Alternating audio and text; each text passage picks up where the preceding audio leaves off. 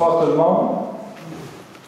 Alors, il y a des arguments que j'ai entendus qui sont assez globaux, qu'on connaissait, mais je vais essayer de vous en sortir d'autres qui n'ont pas été touchés dans les personnes célèbres, si on peut dire.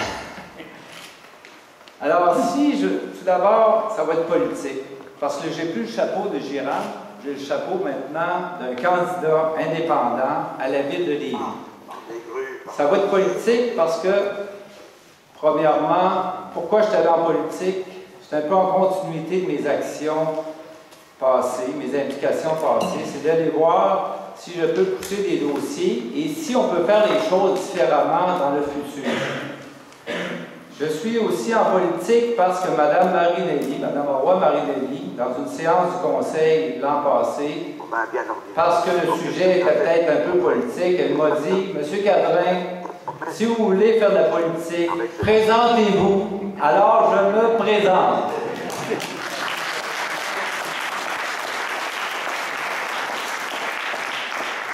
Concernant, je pensais au départ que le dossier Rabasca pourrait me nuire.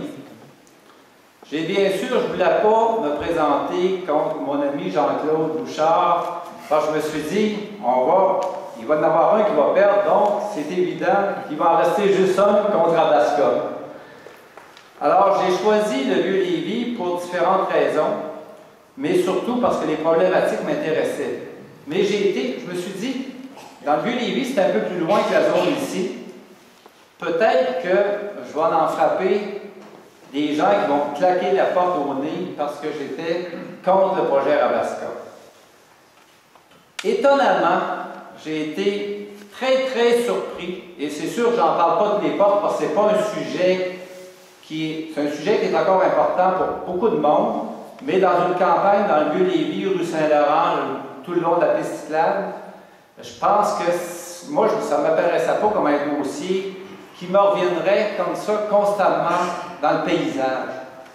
Or, j'ai été étonné parce que c'est les gens qui m'en parlent. Je peux vous dire qu'actuellement, mon feeling, c'est à peu près 7 sur 10 dans le quartier où je me présente qui sont contre Rabasca. Quelqu'un parlait de manipulation de l'opinion publique. Je vous dis que dans ce projet-là, il y a eu effectivement une très grande manipulation de l'opinion publique à coût de 10 ou 15 millions. Je n'ai pas les chiffres moi-même, mais on a engagé les meilleures firmes de communication.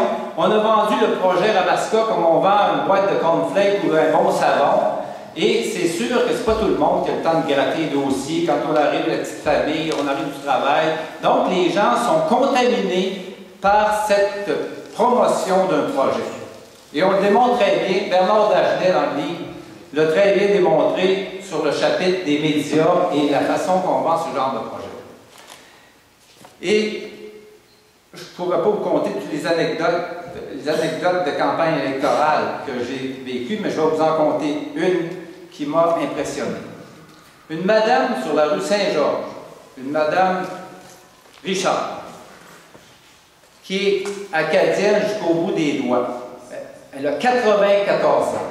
Elle parle le chiac, un acadien encore très pur, même si ça fait longtemps qu'elle est à Lévis. Elle me reconnaît dans l'entrée, il y a 2 semaines. Ah, elle dit, vous étiez contre Rabasca. Elle dit, le projet Rabasca, là, elle dit, c'est 50 emplois. C'est pour la sécurité des gens, ça n'a aucun bon sens. C'est en face de l'île d'Orléans. Puis à part de ça, elle dit, c'est pour les Américains. Je n'ai pas l'accent. J'ai dit, madame, vous avez un gros bon sens extraordinaire. Je suis impressionné par votre gros bon sens. Si nos élus municipaux de la ville de Lévis avaient eu seulement 30% de votre gros bon sens, le projet n'aura pas été accepté. Or, je finis en vous parlant justement de la ville de Lévis.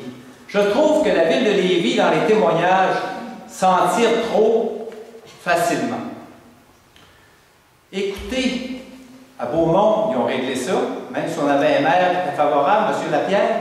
Lorsqu'on a passé le projet à Lévis, c'était le grand territoire, le territoire de la fusion de 2001. Le territoire où le sentiment d'appartenance n'est pas encore incrusté. Donc, on a profité pour dire, regardez ce projet-là, Saint-Nicolas, à Saint-Jean-Chrysostome, la mairesse nous l'a dit, au bac, 9 citoyens sur 10 sont favorables dans ceux que je rencontre. Moi, je peux dire 7 citoyens sur 10 dans ceux que j'ai rencontrés sont défavorables. Or, qu'est-ce qui est arrivé avec le projet? Pourquoi que la ville ne s'est pas tenue debout?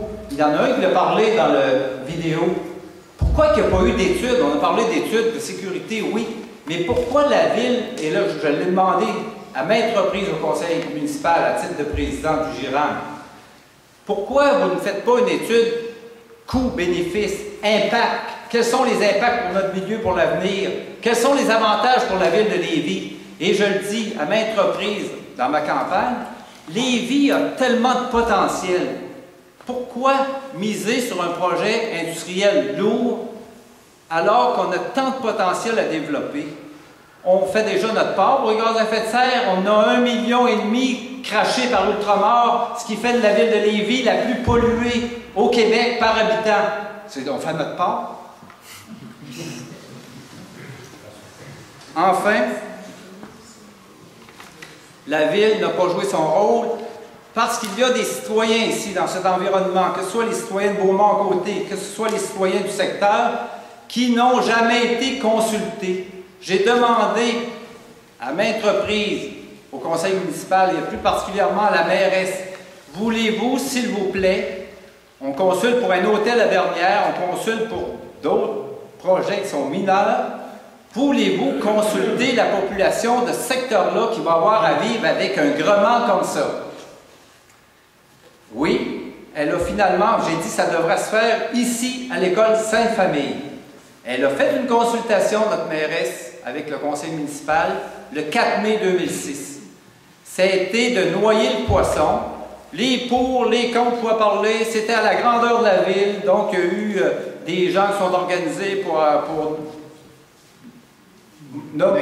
monopoliser le micro. Et on a fait de l'écoute passive. C'est-à-dire qu'on a écouté les citoyens, on a enregistré ça, après ça, ça a été au calendrier grec. Je vais vous donner un autre fait aussi.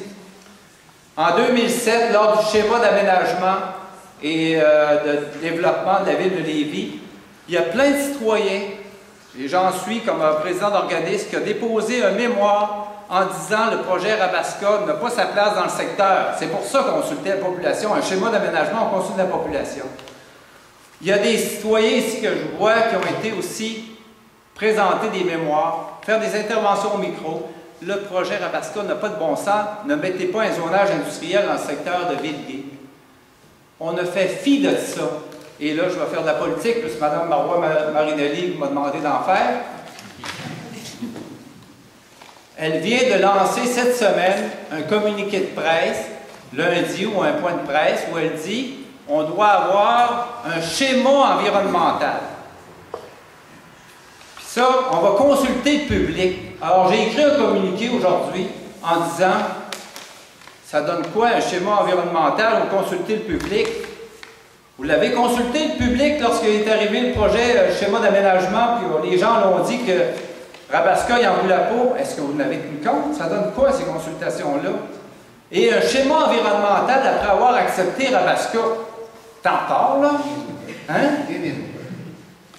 Alors, je ne veux pas prendre la parole trop longtemps, parce que regardez, là, un politicien, ça vient aguerri à force de parler, là, ça ne s'arrête pas. Monsieur Gazir peut vous tenir 2 heures. Alors, voilà, c'est ce que j'avais à dire, finalement.